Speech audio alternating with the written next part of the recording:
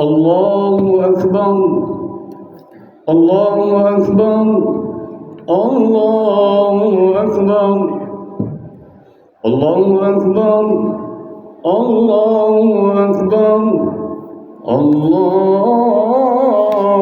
أكبر الله أكبر الله أكبر الله أكبر الله أكبر كبيرا والحمد لله كثيرا وسبحان الله بكرة وأصيلا لا إله إلا الله ولا نعبد إلا إياه مخلصين له الدين ولو كره الكافرون لا إله إلا الله وحده صدق وعده ونصر عبده وأعز جنده وهزم الأحزاب وحده لا إله إلا الله والله أكبر الله أكبر ولله الحمد الحمد لله الملك القهار أحمده سبحانه وتعالى على نعم تتوالى كالأمطار واشكره على مترادف فضله المضرار وأشهد أن لا إله إلا الله وحده لا شريك له شهادة تنجي قائلها من النار وأشهد أن سيدنا محمدا عبده ورسوله النبي المختار اللهم صل وسلم على سيدنا ومولانا محمد أفضل من حج واعتمر وعلى آله وصحبه الأبرار أما بعد فيا أيها الناس اتقوا الله تعالى واعلموا أن يومكم هذا يوم فضيل وعيد شريف جليل رفع الله تعالى قدره وأظهر وسمى يوم الحج الأكبر الله أكبر الله أكبر الله أكبر ولله الحمد. معاشر المسلمين hafizhakumullah, kembali puji syukur hanya kita peruntukkan kehadirat Allah Subhanahu wa taala. Alhamdulillah, Allah takdirkan kita semua sama-sama dapat melaksanakan salat Idul Adha 1447 Hijriah. Sama-sama seraya kita merayakan hari raya haji, hari raya Idul Adha, hari raya kurban. Sungguh karunia nikmat Allah yang amat sangat luar biasa. Sampai detik ini, sejak tadi malam Allah takdirkan kita bisa memandangkan takbir Allahu Akbar, Allahu Akbar, Allahu Akbar walillahil hamd. Seiring dengannya salawat serta salam senantiasa kita peruntukkan kepada manusia terpilih dan terkasih, dialah Al-Mustafa Rasulullah Nabi besar kita Muhammad sallallahu alaihi wasallam, juga untuk para keluarga dan sahabatnya.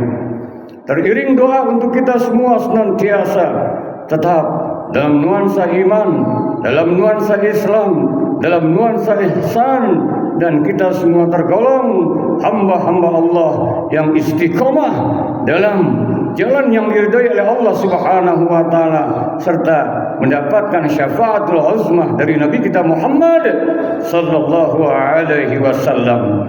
Melalui mimbar ini khatib berwasiat untuk khatib dan segenap kaum muslimin jamaah salat Idul Adha Masjid At-Taqwa yang dirahmati Allah Subhanahu wa taala, senantiasalah tingkatkan iman takwa kita pada Allah Subhanahu wa taala. Allahu Akbar, Allahu Akbar, Allahu Akbar, walillahil hamd. Ma'asyiral muslimin, hafizakumullah.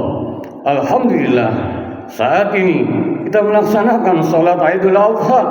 Idul Adha disebut juga Idul Kurban. Hari raya Idul Adha disebut juga hari raya kurban, disebut hari raya haji. Hari raya haji yakni sama-sama kita semua ikut merayakan bersama saudara-saudara kita yang jumlahnya lebih dari 3 juta orang yang sedang menunaikan ibadah haji di tempat yang sama, yakni Al-Makkahul Mukarramah. Dalam waktu yang bersamaan pula kita semua memperingati sebuah peristiwa yang amat sangat bersejarah. Satu adegan yang pelakunya Allah takdirkan adalah Nabi Allah Ibrahim alaihissalam dan Nabi Allah Ismail alaihissalam. Dari peristiwa Nabi Ibrahim alaihissalam dan Nabi Ismail alaihissalam inilah terwujud ajaran kurban untuk menyembelih kambing, domba, sapi ataupun unta. Suatu ajaran kurban yang syarat dengan makna simbolik, yang penuh dengan makna dan perlu kita renungkan untuk kita jadikan hikmah dan teladan dalam menjalani hidup dan kehidupan kita sehari-hari. Allahu Akbar, Allahu Akbar, Allahu Akbar, walillahil hamd.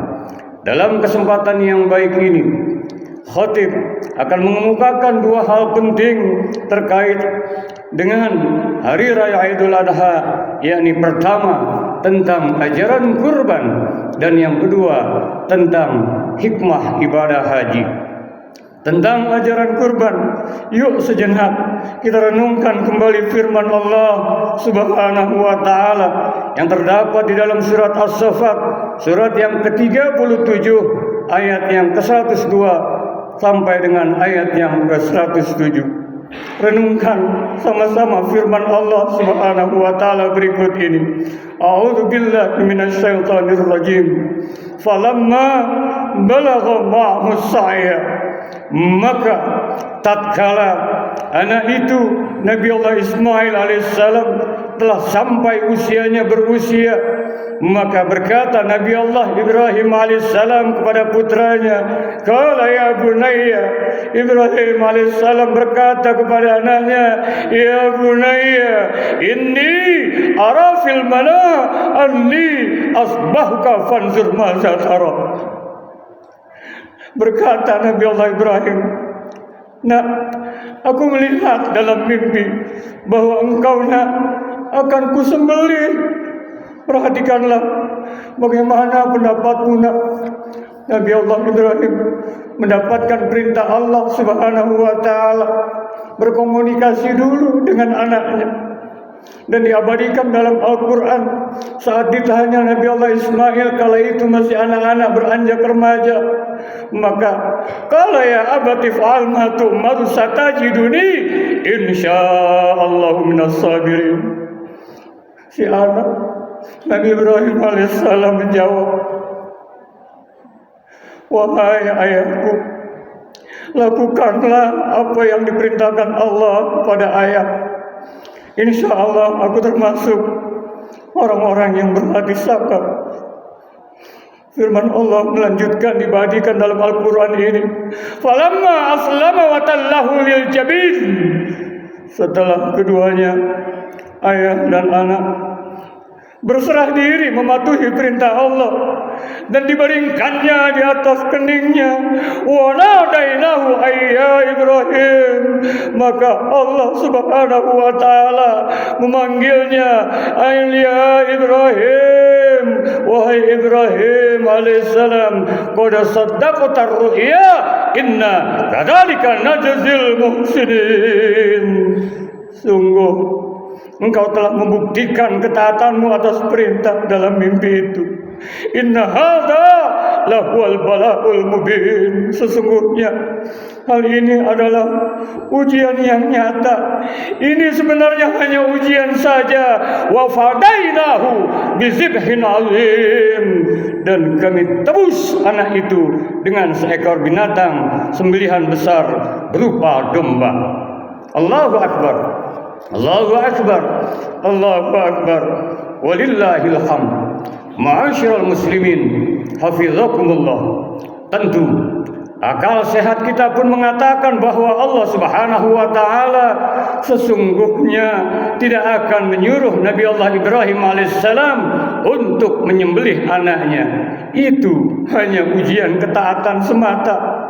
Yang diperintahkan Allah Subhanahu wa taala sebenarnya adalah menyembelih segala bentuk kecintaan yang melebihi cintanya pada Allah Subhanahu wa taala.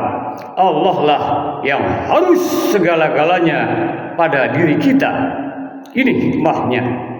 Istri, suami, anak, pangkat, jabatan, popularitas bukan segala-galanya. Harta, uang, pangkat, kedudukan bukan segala-galanya. Cinta pada Allah Subhanahu wa taala itulah yang harus melebihi cinta segala-galanya, karena dialah Allah Rabb, pencipta, penata, pengatur alam jagat raya. Walladzina amanu asyaddu hubban lillah, dan orang-orang beriman teramat sangat cintanya pada Allah Subhanahu wa taala.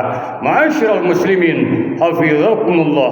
Begitupun cinta kita pada Al-Mustafa Rasulullah, Nabi besar kita Muhammad sallallahu alaihi wasallam, harus di atas segalanya setelah cinta kita pada Allah, kemudian kepada Rasulullah Nabi kita Muhammad sallallahu alaihi wasallam. Qul in kuntum tuhibbunallah fattabi'uni yuhibbukumullah wa yaghfir lakum dzunubakum. Katakanlah, jika kamu mencintai Allah, fattabi'uni, maka ikutilah aku, cintailah, ikutilah Rasulullah Nabi kita Muhammad sallallahu alaihi wasallam, yuhibbukumullah, niscaya Allah akan mencintaimu. Bukan hanya itu, wa yaghfir lakum dzunubakum, dan Allah akan memberikan limpahan maghfirah ampunannya kepadamu. Ma'asyiral muslimin, hafizakumullah. Karenanya bagi kita yang diberikan kelapangan rezeki, maka amat sangat dianjurkan untuk berkurban berupa kambing 1 ekor, berupa sapi 7 ekor. Dan sama-sama akrab di telinga kita, Allah Subhanahu wa taala berfirman, a'udzubillahi minasyaitonir rajim, inna a'taina kal kausar fasalli li rabbika wanhar inna syani'aka huwal abtar. Sesungguhnya Allah telah memberikan nikmat yang banyak, maka dirikanlah salat karena Tuhanmu, dan sesungguhnya orang-orang yang membencimu dialah yang terputus dari nikmat Allah Subhanahu wa taala. Rasulullah sallallahu alaihi wasallam bersabda, "Man kana lahu sa'atun falam yudhi falam yuqarribanna musallana." Barang siapa mempunyai kelapangan rezeki tapi tidak mau berkurban, maka jangan sekali-kali mendekat tempat salat kita. Luar biasa himbauan Al-Mustafa Rasulullah Nabi kita Muhammad sallallahu alaihi wasallam. Namun yang perlu diingat pula, Allah Subhanahu wa taala dalam firman-Nya, la yanalallahu luhumuha wala dimauha walakin yanaluhu taqwa minkum. Artinya daging-daging unta, termasuk kambing, sapi dan darahnya itu sekali-kali tidak dapat mencapai keridhaan Allah, tetapi ketakwaan dari kamulah yang dapat mencapainya. Berkurban harus dilandasi takwa lillahi ta'ala. Kalau kita perhatikan, pengorbanan bukan sekedar ungkapan dan ucapan. Pengorbanan merupakan tindakan nyata seperti yang dicontohkan oleh Nabi Allah Ibrahim alaihissalam dan Nabi Ismail alaihissalam. Berkorban perlu bukti, harus ada pembuktian. Dalam kehidupan sehari-hari kita juga harus berkorban, mengorbankan waktu kita, pikiran kita, tenaga kita, apa saja untuk kepentingan umat, apa saja khairun nas anfa'uhum linnas, sebaik-baik manusia yang manfaat untuk sesama. Kita harus mau berkorban untuk kepentingan agama, nusa dan bangsa. Jangan kepentingan agama, bangsa dan negara dikorbankan untuk kepentingan kelompok atau golongan. Jangan kita atas nama kurban, kita harus mau berkorban untuk umat, untuk rakyat, untuk masyarakat. masyarakat, jangan dibalik atas nama umat, atas nama rakyat, atas nama masyarakat, lalu umat, rakyat, masyarakat dikorbankan untuk kepentingan pribadi dan golongan. Allahu Akbar, Allahu Akbar, Allahu Akbar, walillahil hamd. Semoga kita semua dalam rahmat berkah ridha Allah Subhanahu wa taala, dan tahun ini yang diberikan kelimpahan rezeki, alhamdulillah telah menaikkan untuk ibadah kurbannya, dan semoga kita semua pun termasuk yang bisa untuk memberikan syiar di hari raya Idul Adha ini. Dan semoga kalau saudara-saudara kita kemarin sedang wukuf di Arafah, saat ini berada di Madinah, saat ini berada di Mina untuk melontar jumrah, kemudian nantinya untuk melakukan tawaf ifadah, untuk sa'i tahallul, semoga kita yang sudah berhaji, yang pernah berumrah, kita dapat memetik hikmah lebih mencintai Allah dan Rasulnya, dan yang belum untuk menaikkan ibadah haji dan umrah sebelum ajal menjemput, semoga Allah takdirkan kita bisa menaikkan ibadah haji umrah ke Baitullahil Haram. Amin ya rabbal alamin. Nas'alullah ta'ala ay yuwaffiqna wa iyyakum li ta'atihi wa yarzuqna wa iyyakum ridha wa yu'adzilana wa iyyakum min ghadabihi wa niqmatihi. Wallahu subhanahu wa ta'ala yaqul wa biqaulihi yahtadil muhtadun. A'udzu billahi minasy syaithanir rajim. Bismillahirrahmanirrahim. Qad aflaha man zakkaha wa qad khaba man dassaha. Wa qur rabbighfir warham wa anta khairur rahimin.